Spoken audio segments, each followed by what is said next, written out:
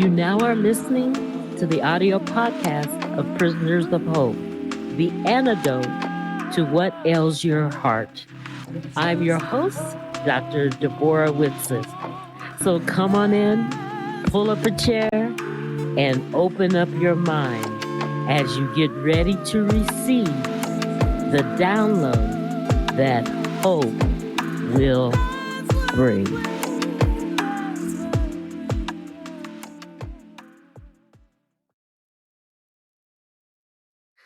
Hi, how's everybody doing? This is the Prisoners of Hope podcast, and it is a wonderful day.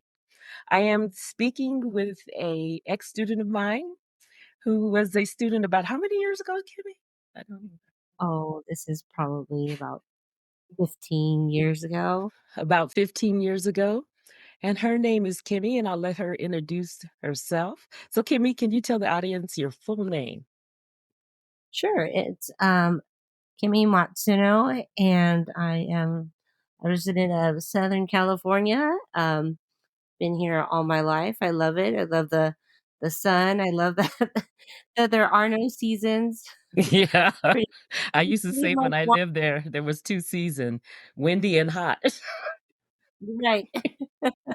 But yeah, I had the pleasure of meeting Deborah at Cal Poly Pomona, where I studied marketing, and I will tell you um, that she was the most wonderful teacher, and I had the best time in her classes. I learned so much about life, not just marketing, but she was basically really one of the most influential people of my life. And I am so glad to reconnect with her after all these years and um, share my story with you today. Yeah, and thank you, Kimmy, for those kind words. It's always good to hear that you have some influence because Satan whispers, you don't have no influence. Yeah, you're retired. You're dead. You're dying. You know how Satan is. He gets in your head, and then a week later, I reconnected with you. So I guess that was the answer of my insecurities that God said, yeah, no, no, no. You did have an effect. And here's Kimmy. She will tell you Yeah. how you affected her life. But Kimmy, tell us a little bit about your background, maybe coming up and about that impactful story that got me to think that I need to interview you for the podcast. Oh, sure, absolutely. Well, like I mentioned, I'm from Southern California.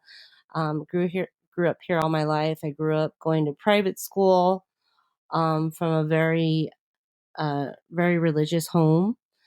Um, I have several siblings, but they're much older than me. So um, it was interesting because it was kind of like growing up with a new family almost with, at least a 10 to 16-year age gap with everybody. So But you kind of felt like a single child, an only child then. oh, absolutely, absolutely. And I'm of mixed race, so I'm Japanese and Mexican. And with that said, growing up, it was kind of hard trying to find my identity. And I go by Kimi, but I have a Japanese name, and it's Akemi, and that was part of this like navigation of feeling different at a young age and kind of growing up into this world where people are asking what are you versus who are you. And so I think that had a big influence on my life because growing up, and I mentioned to Deborah that when I was in high school, people were saying, well, who are you going to hang out with? And I said, well, I'm not really much of a popular kid. I like to do my own thing. So I hung out with people in drama and choir, but then I hung out with some people who were, of one particular race, on one side, and then hang out with another part of my race, which is another side. And eventually I just said, you know what? Instead of being so divided, I'm just going to hang out with people who are on the more creative side. And since I'm so passionate about music, I ended up hanging out with like the punk rockers or the rockers group. And that was a big eye opening experience because I came from such a religious household, um, from kindergarten to eighth grade. And from there, I just said I don't have to identify with you know what what a girl needs to look like, how she needs to express herself. And so I felt that, people like me just wearing t-shirts, with a fun band. They just see me as a Kemi or a Kimmy, whichever one they prefer to call me at the time. And so, but within that group, I still kept my faith. I did question it, Mhm. but that kind of leads me into my story of where when I was in this group, some of the music, as you may know, you listen to metal or rock, a lot of it is not not God friendly. To say the least, so Yeah. what did you And did can I ask you about you trying to find who you are? Because I understand that because I grew up in foreign countries, so, a lot of times, especially, um, Black people will say, "So where did you grow up?" So, mhm. it's like, "You're kinda weird, you're kinda different." I wanted to ask you, did you adopt any of the accoutrements, like the hairstyle and the nail polish? Because I know a lot of punk rockers are goth. I don't know if they Oh, intertwine. yeah. Oh, no, I did. I did.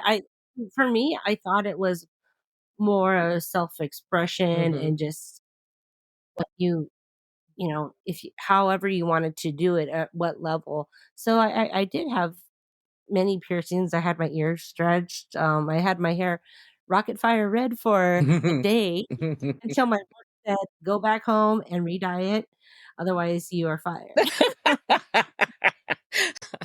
So they spent $300 on your rocket fire red hair, which was supposed to be a mix of fall colors, but, just a little bit edgier, and then I ended up dyeing it, re-dyeing that night, and I'm like, "Oh my gosh, I just fried my hair."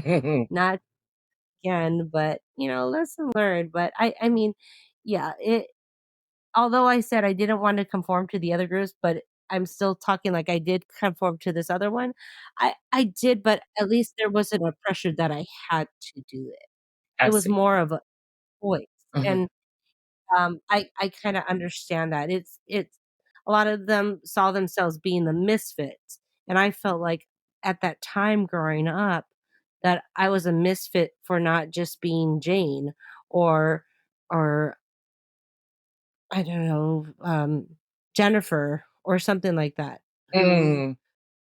had the best hair or this or that. I I could never identify like that because people are like, "I can't even pronounce your name." So you're gonna be Kimmy. So I just said, "You know what?" When I even went briefly as Kim for a little bit, and then I had a teacher come in and said, "Oh, you're Korean because your Oh. name is." I said, "No, that's my nickname. I'm Japanese and Mexican." Mhm. "No, no, no, you have to be Korean because you're Kim." I'm not. So then so that's how they came Don't to you the just saying. love I'm who just saying it's don't you just love Kimmy. people who try to define you and tell you? Because my name is Right. Deborah, and people like, "Oh, that's Deborah." "Mm, you mean like Deborah?" And I'm like, "No, the original name was Deborah. She was a judge of Israel. My name is Deborah." "Oh, like debris."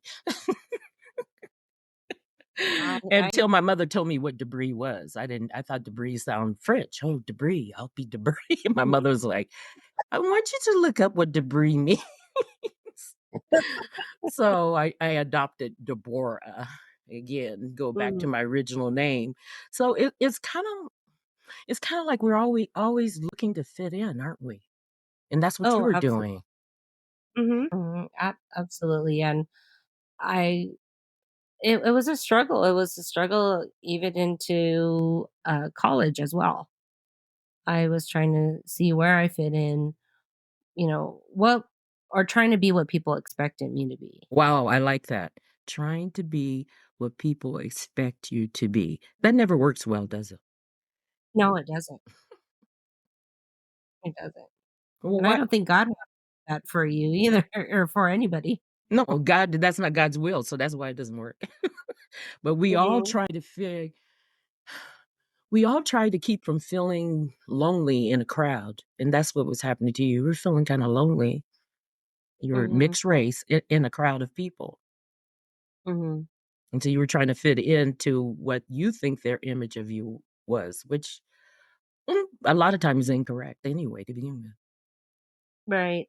And so eventually I just became the person that was I felt more accepted in the rock music group because they said, "Oh, wow, she's into this music, so am I."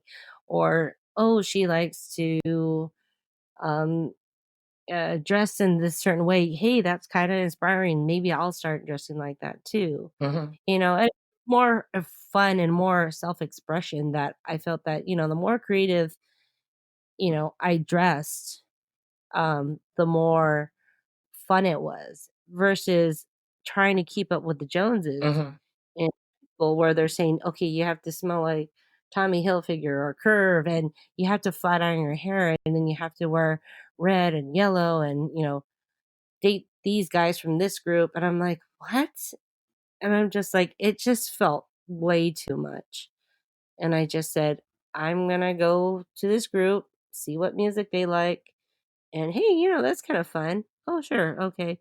And then, it's funny too. It's the most common popular or color that you wear is black, so mhm. that goes with everything. So that was about. I was like, oh, So what? so you had your wardrobe all set. Oh yeah, it was like a uniform. It's like being a cartoon. Black. It's like Johnny Cat.